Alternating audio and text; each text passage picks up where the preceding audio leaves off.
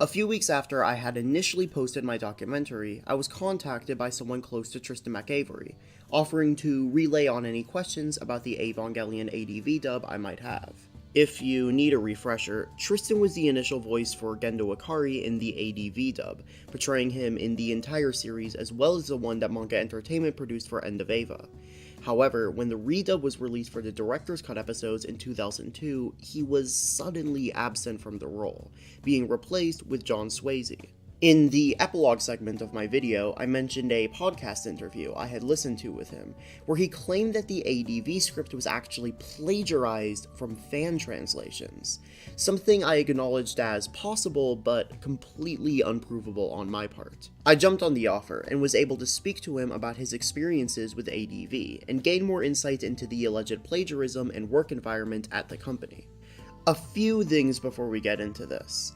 Due to the serious nature of what is being discussed here, I'm going to choose to edit this section to reflect that fact. I just want to quickly explain why this may flow a little different from the rest of the video. Additionally, I just want to say that the views and opinions of Tristan Macavery do not necessarily reflect mine. I was not present for any of these events, and therefore I do not want to give the impression that I know any more about them than I do. I just want to give someone who played a significant role in the release of Eva in the USA a chance to speak their piece, and I ask that you all do the same. Finally, I want to quickly play this clip that was recorded by Tristan for this video. I felt it was important to provide visual proof I was speaking to the real Tristan Macavery, as I don't feel it's right to expect blind trust from my audience. Hello, I'm Tristan Macavery, and I'm recording a quick message for Pokemon Crystal Pepsi. Good to meet you. May I call you Pokemon, or should I be Mr. Pepsi? Just asking. Mr. Crystal Pepsi, perhaps. Just checking.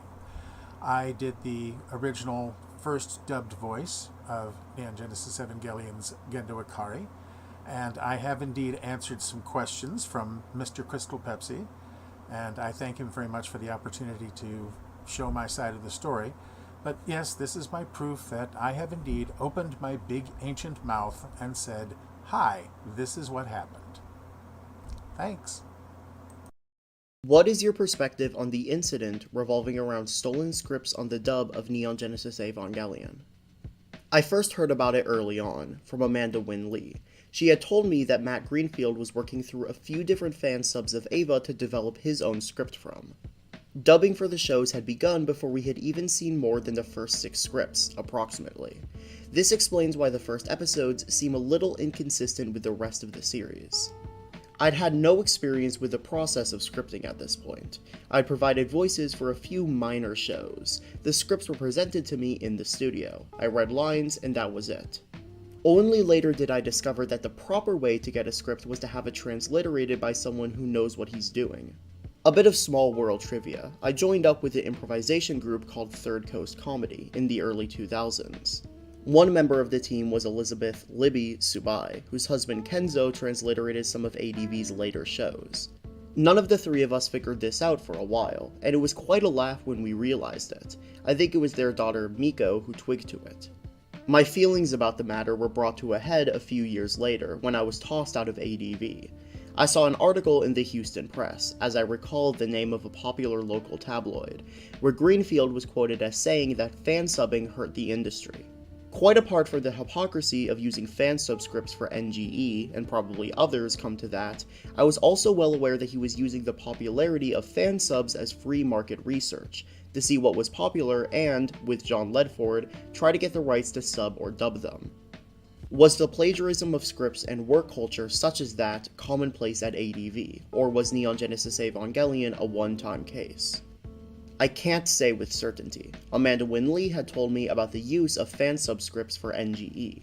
I do know, from meeting Kenzo Subai a few years later, that some shows use a translator for the transliterated scripts. A brief explanation. The initial version of scripts in English, when using a translator, are more or less a literal translation of the Japanese dialogue into English, hence the use of the term transliterated. Final dubbing scripts are often adjusted by the writer/director in order to match up to the mouth movements, lip flaps, in the video. This is done because US audiences are used to seeing animations where the art is made to match the voices, while Japanese anime scripts are usually animated first and voice actors, Seiyu, if I have the word correct, I'm told it means radio actor or radio voice, dub the lines afterwards. It is my impression that many of the scripts I read from began their lives as fan subs. Later, after being hired directly, I was handed transliterated scripts to write and direct. I don't know their sources. I did what I could with what I was given. Why didn't you participate in further projects with Evangelion and ADV, considering fan demand for you to reprise your role as Gendo and continue in the dubbing industry? Short form, ADV blackballed me throughout the industry. It's been 20 years now, and names are escaping me. I remember that, after being railroaded out of the offices on an evening in January 2001, I attended a con as a guest in February, possibly Otakon, and tried to talk to the other people in the industry. One fellow I had gotten to know who worked for one of the big firms, possibly Funimation, saw me in the lobby, put up his hands, and told me this, I remember clearly. "Keep away from me. You're poison." This did not stop Amanda Wynn Lee from having me reprise Gendo for the 2 movies that she scripted and directed. She paid me a particularly sweet compliment, saying that she had me come in to record my lines first because that would mean that the project was off to a great start. The fans were very good to me, and for a long time I kept my mouth shut. Then came a convention in South Bend, Indiana, as I recall, where the con chair called me on my drive there to tell me that ADV told him that they had a restraining order against me. At the time, I had recourse to an attorney, who I was able to get by phone. I explained the situation and was informed that it had to have been a lie. No such order could have been taken out without my being present in the courtroom where a judge would issue it, and that, even if it existed, they could not prevent me from doing business in a public venue, in this case being an invited guest to a convention. I attended that convention, and, at one of my panels, I first told the whole story. I had to apologize for my being so emotional, and I think they forgave me for it. But that restraining order nonsense was the last straw for me, and I've told the unvarnished truth about them ever since. Along with all that I tell about the individuals and the company, I add always that if I am proven to be incorrect in any fact, I will not repeat that comment ever again. I have never once been challenged on any point. I will also say that I can only report my experiences and my understanding of the facts. Again, no one has contradicted me on any point, from the company attitude that the fans don't matter, seen on a banner above the door to the art room, as I recall, to John Ledford's use of cocaine, a habit which might explain the extremes in his behavior that I experienced. Because of ADV's campaign against me, I was not sought out by any other anime company, save for a fan-subbing organization out of Pullman, Washington, Odyssey Anime. I provided the subtitle scripts to them for several shows, including 8 Lupin the Third OVAs. This was well before Funimation, I believe, bought the rights to dub them. Frankly, my scripts are better. Perhaps some fans would like to judge for themselves. Something is mentioned about being railroaded out of the offices on an evening in January 2001. Was there a particular incident that occurred on that day with ADV? Management had been getting more squirrely than usual for about 2 weeks before all of this. They exhibited a great deal of paranoia, if you'll allow me the characterization.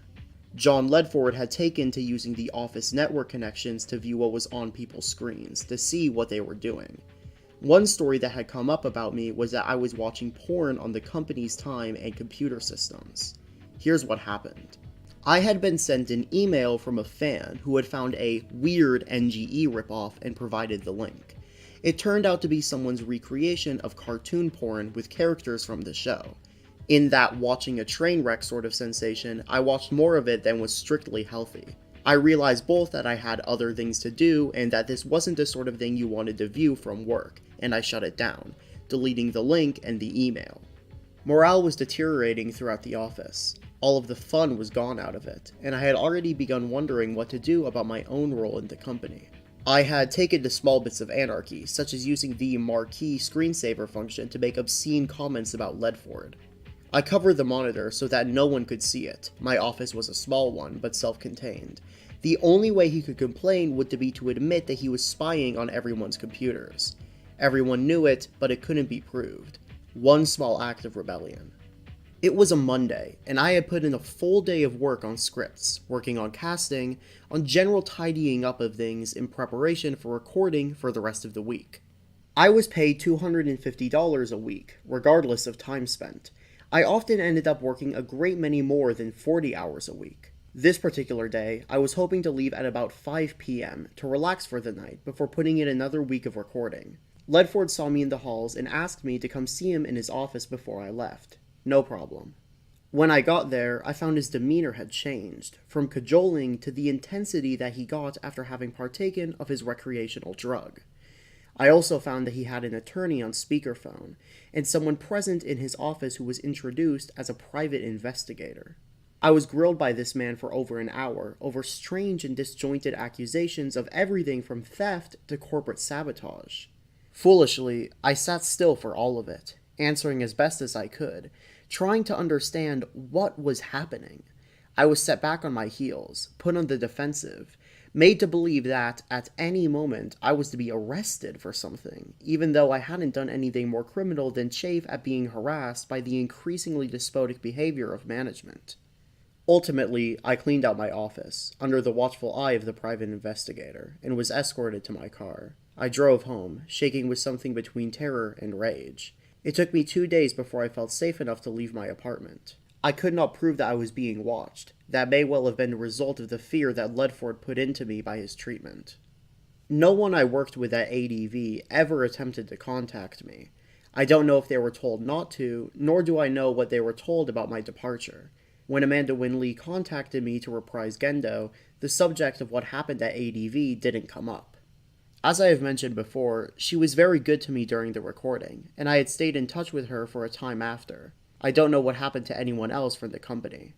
While I worked at ADV, as a voice actor, and, later, as a writer and director, I always towed the company line, spoke supportively of them, never said a word against them.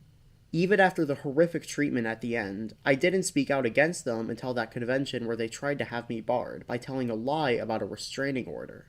Even after I had been blackballed in the industry, even after I was no longer active in the world of anime, they pursued a personal vendetta. I might add that I was an invited guest to conventions through 2007, 6 years after I was purged from the company.